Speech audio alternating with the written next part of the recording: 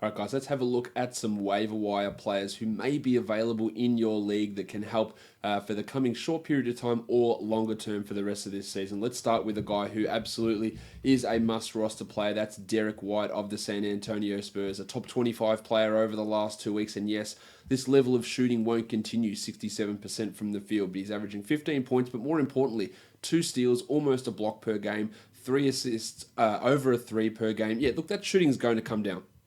He is a pretty strong finisher. He can be maybe a high 40s guy in field goal percentage, but the steals can be real. The blocks can be real. He can get better with his assists. The minutes are trending up, and he's available in 57% of Yahoo leagues. I think when I looked at this yesterday, he was available in like 65%, so it's clearly changing, and you need to get on. You should have got on board a couple of weeks ago, to be honest, but he needs to be rostered in all leagues. All 12 teamers and probably all 10 team leagues as well. Derrick White really asserting himself to be the guy that I hoped he could be at the beginning of the season. DJ Augustine's an interesting one. He's been the starting point guard for the Magic pretty much all season. Of late, he's really ramping it up. But what we've seen, the difference there, is instead of playing 27 minutes a night or 24 minutes a night or 28 minutes a night, Jaren Grant's been removed from the rotation and we're getting more DJ. Over his last 5 games, he's played 32 minutes a night, averaging 17.5 points with 2.5 threes, 6.5 assists, and 1.4 steals. They're all really valuable numbers. The 50% from the field is unlikely to continue, as are the 5 free throw attempts per game. But DJ is providing enough value in 12-team leagues that you can add him. And then when it goes cold, when it goes sour, you can move on. But for now, with the extra role that he's being given the fact that John Simmons is the backup point guard and he's got to split his time between the 2 and the 3 and the 1, that is giving a few more minutes to DJ. And he's converting them. And he's putting up good numbers. And that is clearly of use to you as a fantasy person. Luke Cornett of the New York Knicks. Now, the Knicks have a pretty terrible schedule. Next week, they play just 1 game, so that's a bit of a detriment there. We're going to have the return of Mitchell Robinson as well, but for this week, the Knicks have a pretty strong schedule. Cornett's been playing solidly. The last game, he wasn't quite there, but he's worth taking a speculative flyer on now in terms of if I add Cornett or someone like Derrick White, then Derrick White's the easy add to me. But, Cornett still has this sort of value that can be useful.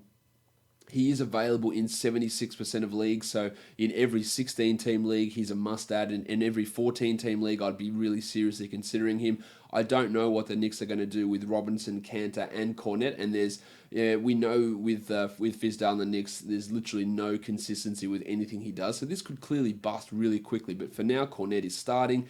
Majority of the time, he's getting good minutes, and he's putting up decent enough production for you to consider him a guy to add in majority of leagues. McCall Bridges, another player who is putting up strong-ish numbers. The most encouraging thing from Bridges is the 33 minutes per game. He's hitting 2 threes, giving you 1.2 steals and 0.8 blocks. His shooting is off, and I'm a little bit worried about his shooting. The shooting form doesn't look great. We saw that video come out from him after the draft where his shooting style had changed, his shooting form had changed from Villanova, and that was a little bit concerning. And some of that has crept into his play this season.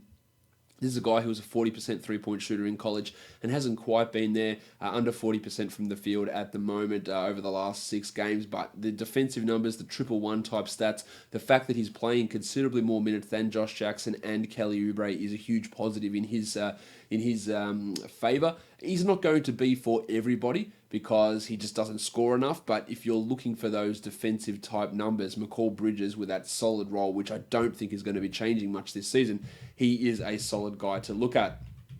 Bryn Forbes of the San Antonio Spurs is around the top 100 over the last 2 weeks. And I'm not a big Bryn Forbes guy. You're well aware of that. But at what he's doing at the moment, 13 points, 3 triples on 48% shooting, that's clearly useful. Now, if that field goal percentage drops off, which actually last game he didn't shoot well, he still provides really nothing in the other areas. But to give full credit to Forbes, he's averaging over a steal and over 3 assists per game, something which is not what he usually is able to do. So he has improved that part of his game. He is really just a fringy type of guy, not a must-roster player, but someone who can help in the short term, depending on how the schedule fits and if you're getting quality games out of him or not, but not someone that I'm adding, oh man, I've got to add Bryn Forbes. I've got to hold on to him. He's not that guy, but he's a name that you should be paying some attention to, who is shooting quite well at the moment.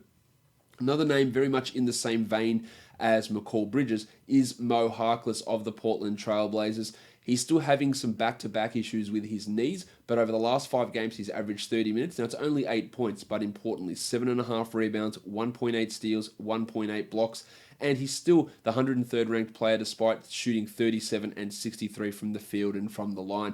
This is a guy who's been hovering around that 50% mark for most of the last couple of seasons. So if that goes back up, along with his continued ability to rack up defensive stats, Harkless can be a player, but again, like Bridges, it's not going to be for everybody. Will he crack double-digit scoring? Maybe, maybe not. Probably not, to be honest. But hitting a 111, hitting a 111.5, maybe even hitting a 222, which is obviously the old season-long Richie Beno, is something that he could get close to, but unlikely. But providing those big steal and block numbers from a wing-eligible player is really useful.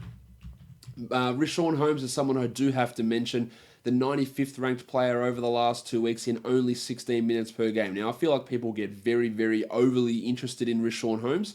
But look, I can't argue with the fact that he is a top 100 player in 16 minutes. How is he doing it? Well, he's averaging 1.4 blocks on 68% shooting and 86 from the line numbers, which to me are highly unsustainable. I did want to mention him because, again, people do get very interested in Holmes. To me, he is not a long-term stash or must-hold or must-add guy. He's a guy that you go, I need some blocks, I need some field goal percentage on a one-day basis. Let's add and see how it goes. Because we know, for the vast majority of games, DeAndre Ayton is going to be playing the bulk of those minutes and getting the bulk of those touches. 32 minutes a night, leaving 16 minutes a night for Holmesy. Now, if you think that he can be a over 3 blocks per, or 4 blocks per 36 guy on 68% shooting with 86 from the line, which is what he's doing at the moment, then by all means, you can look at him as a 12-team league guy.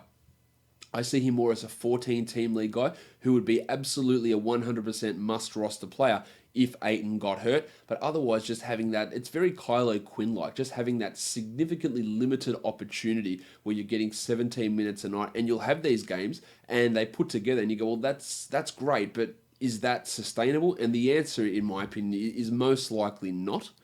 But again, I can't argue with the fact that he's a top 100 player over the last 2 weeks, and that is important to note.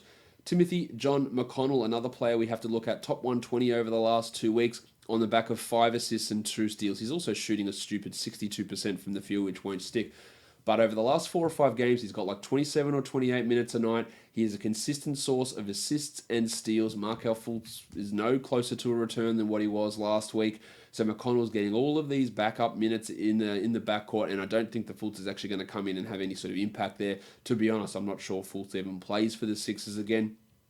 McConnell, a very specific skill set, which is what generally you're looking at the waiver wire. Assists and steals like a Marcus Smart type of a player, who we'll talk about very soon. A guy who provides you in those 2 categories, and McConnell is available in 94% of leagues. So every single person in a 16-team league needs to be adding him. In a 14-team league, you probably need to add him as well, and you've got to put him under consideration in 12-teamers. The other guy, or the next guy we're going to talk about, my name is Jeff. Jeff Green of the Washington Wizards. Yes, he's been getting extra minutes with Otto Porter out. The 120th ranked player over the last 5 games. Porter is back now, but Markieff Morris is out. So that does give extra minutes for Green, averaging 12, 5.5, and 4.5. Nothing there really stands out. He's 94% from the line. He's his best fantasy category, but just helping little bits in a lot of categories. So as a back end, say 14-team roto guy, maybe a 12-team roto guy, Green's probably going to hover around that 30 minutes per game mark. His upside is not that high with Porter back, but he is going to have an opportunity here to play some backup center minutes, to play some backup power forward minutes, maybe even play a little bit at the 3 with the Washington team a little bit thin on the wings. He's providing strong numbers. His shooting has been much improved this season, and he's absolutely someone that you need to pay at least some attention to. Probably more 14-teamers, but there is some 12-team value there in Jeff Green. Marcus Smart, I referenced him earlier, just providing those assists and steals. Only 8.5 points, but 3.7 assists, 1.7 steals, and 28 minutes a night. I would be pretty stunned at this point if he does lose that starting spot back to Jaylen Brown. Weirdly, his ranking over the last 2 weeks has been really deflated by the fact that he's shooting just 57% from the line. He's normally an 80% guy. He shoots 80% from the line, then he jumps back into that top 100, top 90 type of a category, and that makes him pretty close to a must-roster guy. 67% available in Yahoo, and by must-roster, I don't mean must-roster, and then you absolutely have to have him on your team, because, again, he fits very specific team builds and team structures, but I don't think that he should be on anywhere near as many waiver wires as he currently is. Devontae Graham is really just a short-term one from the Charlotte Hornets. I like what he's doing at the moment in replacement of Jeremy Lamb, and we've seen him getting some minutes in preference to Tony Parker at times. This is more of a dynasty play as well, with Kemba Walker and Tony Parker both having a chance to not being Charlotte next season. I doubt both of them aren't there, but I'm pretty sure that we won't see Parker there. Graham could elevate himself into that backup point guard role. He shows he can play as a 2 guard as well. He's averaging 4 assists in 22 minutes with 1.5 steals and still not shooting well. This is, again, more of a dynasty ad and a deeper league ad, but short-term value with him being 97% available and Lamb injured. Graham is a guy that can provide that really short-term type of value to nearly any fantasy team. Damari Carroll, I thought he'd struggle a lot this season, but the injuries to Rondé Hollis-Jefferson and Alan Crabb have really boosted him back up. 30 minutes a game over the last 5 games, 17 points with 3 triples. Now, I don't believe this is going to last because he's shooting 53% from the field, and those other 2 guys are going to come back and have an impact on his minutes. But for now, Carroll is putting up strong enough numbers to be considered in 12-team leagues and to be absolutely considered in 14-team leagues. He's been a really strong performer of late. The minutes are consistent, the production is consistent, and you need to be looking at Damari Carroll and see if he can help you at least in the short term.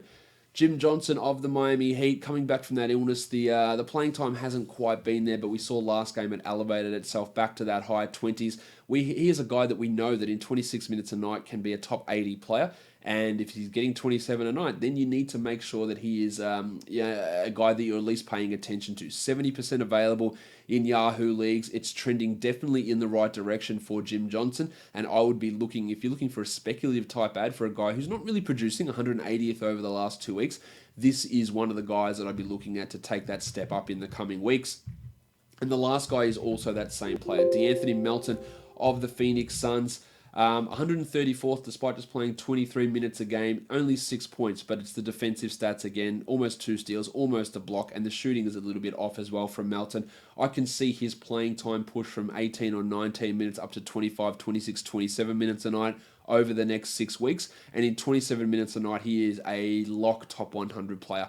I think it will get there. I have my doubts with Kokoshkov because he is limiting him for God knows what reason so he can get Jamal Crawford out there. But at some point, we're going to see him get more consistent playing time, DeAnthony Melton. And if you're in a luxury type scenario where you can afford a guy to stash to wait a few weeks on, I think that out of all of these guys who are potentially on your waiver wire, I'm not including guys who are must-add players like Thomas Satoransky, like Melton, he probably has the highest upside out of almost anyone in this group, with the exception, I would say, of Derrick White.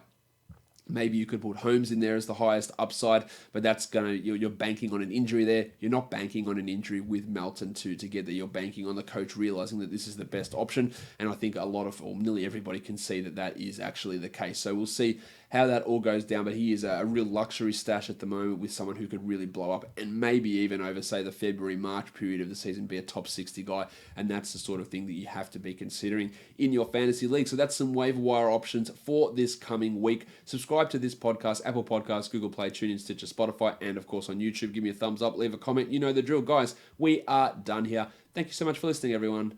See ya.